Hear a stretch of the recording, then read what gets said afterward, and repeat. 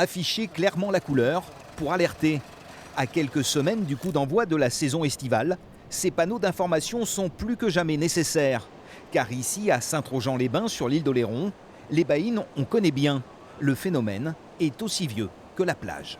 C'est tout simplement ce trou d'eau qui est inoffensif à marée basse, vous pouvez le voir derrière moi, et qui, dès que l'océan va remonter, va commencer à s'activer, à devenir dangereux, à tout simplement être plus profond que les bancs de sable à droite et à gauche, et vous créez un courant sortant vers le large.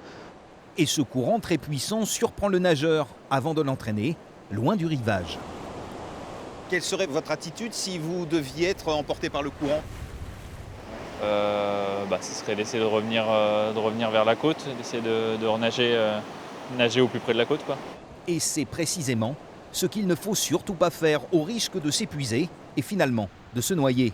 Michel le sait que trop bien, ce vacancier a été emporté par une baïne il y a quelques années.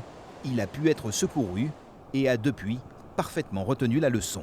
Il faut se laisser entraîner et aller dans une zone moins turbulente. Enfin, je pense que c'est ça.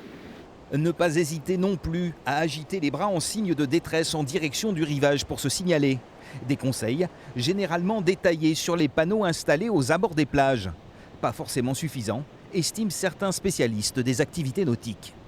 Pour ma part, je plaide, et je le dis ouvertement, pour des interventions des sauveteurs, donc des surveillances sur les sites à risque, comme la Côte Sauvage, comme les Huttes, comme le nord de l'île de Ré, comme ici à Saint-Trojan et Grand Village Verbois, les week-ends du mois de juin et les week-ends du mois de septembre, où il y a forte affluence.